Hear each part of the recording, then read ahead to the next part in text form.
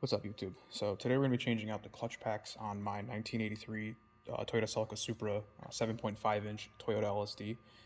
We're going to be changing them to the Weir maxgrip LSD rebuild kit, and we're also going to be changing out the crush pinion with a solid pinion, the exact same from Weir Performance. You're absolutely going to need this tool. It's a 1/4-inch Dr. Beam torque wrench from Neiko. It's on Amazon for like 30 bucks or something. You can't use a standard torque wrench for this because you need the rotational torque. You don't need the tightening torque, and it won't work. So you absolutely have to have that in order to do the pinion preload. So before you start, obviously, I would drain all of your LSD fluid. You don't want that getting everywhere, which I've already done. And there are 8 12mm bolts. So we're going to take those off right now.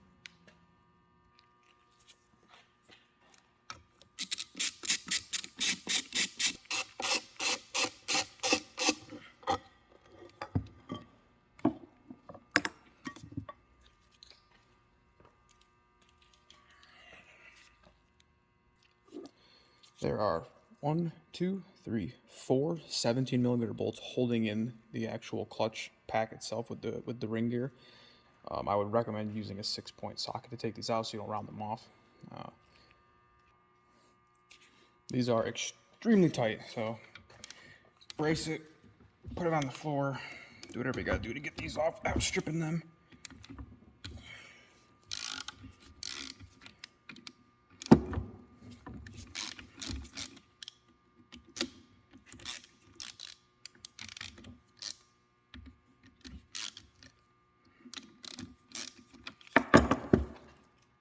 Once we take these out, you want to have them exactly where they were when you took them out. You want to take everything out, keep it, every bolt goes in the same spot, every cap goes on the same side, everything, all the shims that are going to come out, everything stays exactly where you took it out.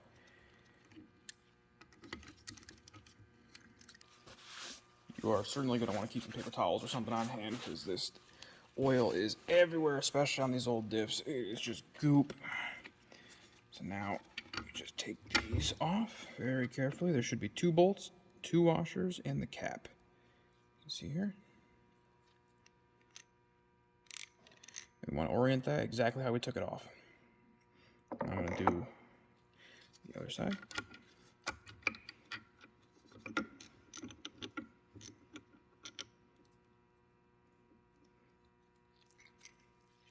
As you can see, exactly the same.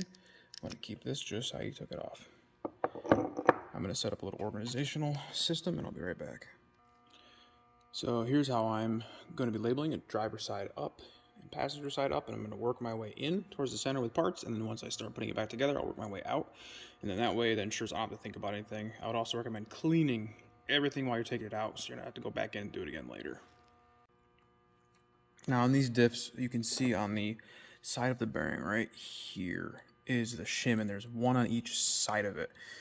You technically need a special tool to get them out, but what you can do is very gingerly do this. You're not scraping and denting because this is all aluminum and you just don't want to scratch too much. You could fit it in here and you can just tap behind this.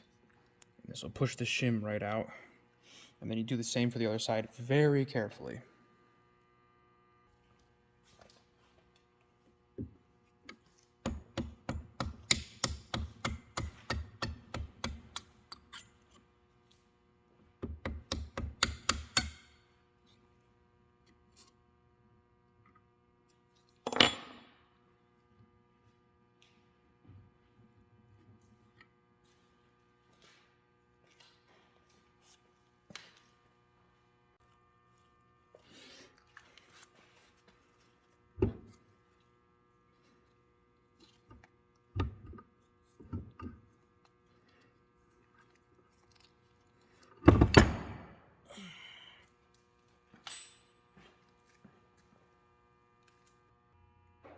Now that we have the clutch pack out of the diff housing, what you're going to do is take out these 8 bolts, which are 14mm, and you're going to want to mark the housing to make sure that this gets lined back up when you reassemble. Now, you can take these bearings off if you're going to replace them. Mine that bad, so I'm not going to be replacing them. So I'm just going to take this carrier off, and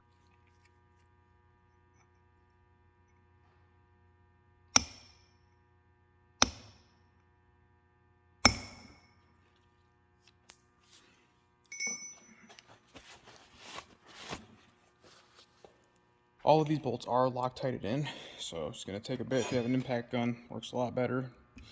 Just slow, you're good to go. So here's the top plate with the bearing. All the clutch packs are off. It looks like this. I leave the bolts in, put this down. Here are the top clutch packs on your first spider gear. You can see all of these spider gear. So we go. And I'm going to lay these out as it's described in Weir's Performance's directions, just to make it easy. You can look up his instructions online. I think he has them on his website. I'll add them in here right now so you can see them. So let me get everything sorted and then I'll be right back. Okay, so after you're done taking it apart, this is what it will look like. I orientated everything so that it follows the lines of the actual clutch pack housing itself. And you can see this is everything you should have. Upper clutch pack, upper spider gear, both housings, the two bronze, which actually get stuck on the gears themselves, so make sure you double check that, and each clutch pack. Now, we're going to go through and measure everything, just as it's described in Weir's instructions. So we'll do that right now. So step 2, we're going to set aside the upper plates, all 4 springs, and the upper and lower thrust washers, as they're not being used in his kit. And now what you want to do is you want to go through and clean all the rest of the parts. Get rid of as much grease and grime as you can. Make sure it's all dry. Alright, so what we're going to do is we're going to take the bottom clutch pack and you're going to measure it with a pair of calipers. This one reads 0.250, and you're going to take the clutch kit that comes with, you're going to take 2 clutch discs, gear, and shims, and you're going to shim it together in this order. So you have shim, plate, gear, plate, and then you're going to get as close as you possibly can to the same exact reading, which mine is dead on, about 0.001 off. The spec in Weir's Performance says within 0.003 is fine. So then you're going to take your shims and you're going to insert them like this. So you're going to place shim side down first. Get that on the bearing carrier.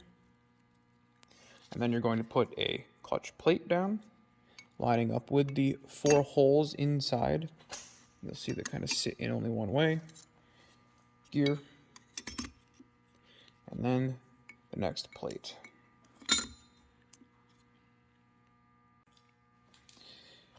Now you want to take the gear, you want to install it down in here, like so, making sure it's seated into the actual gear itself. And then it clicks in. Very nice. And there we go. You can tell that it's nice in there, good. Now you're going to take the bronze oiler. You're going to place this onto your gear, making sure it lines up with the 2 holes. And then you're going to place your cross member on top of that. It's very snug.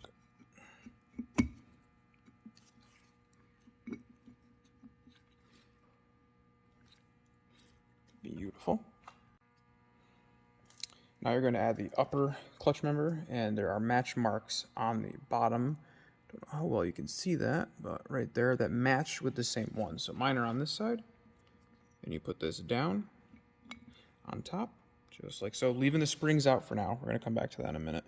And then you take your other washer, and that will go on top of here. All right, now this is where it's kind of a little bit backwards from Weir's online instructions, because his is for the AE86 diff, which the spider gears are kind of backwards. You'll be able to see what I mean if you look at the instructions versus what your diff looks like. So for these diffs, you're going to put in your spider gear first, top one, making sure they line up with the bushing. Oh, nice, that went right in. And then you're going to put a clutch, gear, clutch, and according to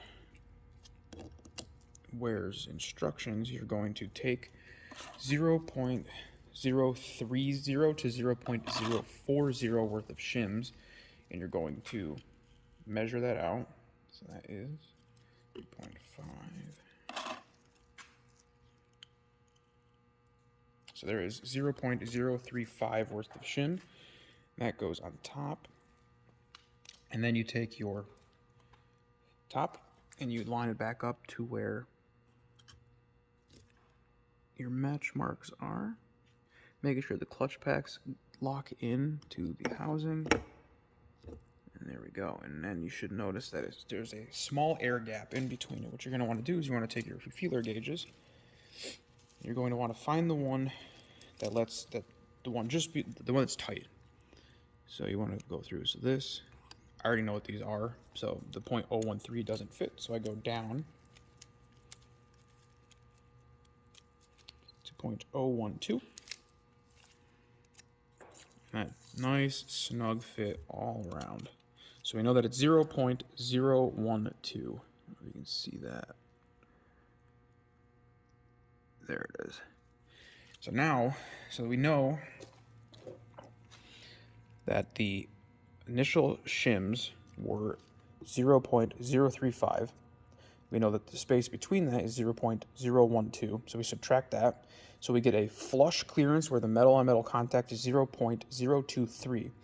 And now you want to be just a hair less than that to give yourself axial clearance of the actual clutch pack itself, so it has free play to go up and down like this. That's hard to say when it's not bolted in. But according to his instructions, it is 0.08.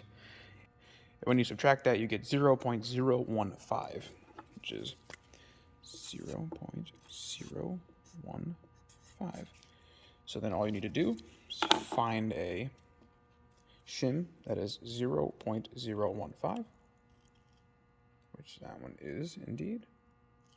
And that will be what goes on top of here.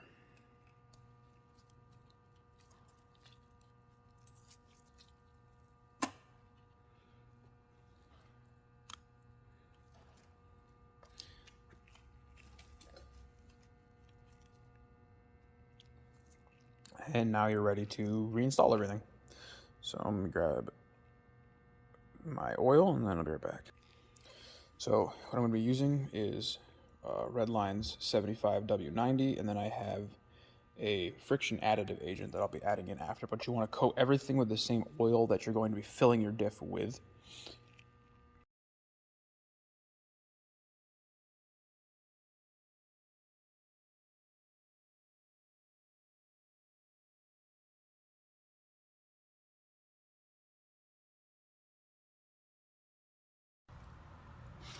Now that you have everything oiled, lubricated, and together, you want to make sure that when you put this in a press, that the bearing is hard to see because of the light, but the bearing needs to line up and you need to press this down because the new springs are very tight. So what you're going to do, just get whatever can fit on this little bearing here.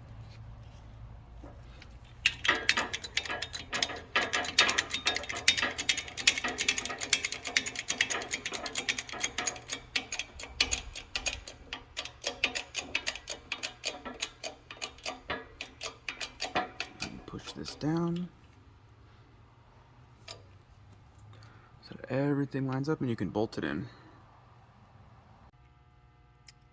Once you have your top pressed down, you're going to want to blue Loctite all of the bolts and you're going to torque them down to 7 pounds in a star crisscross pattern.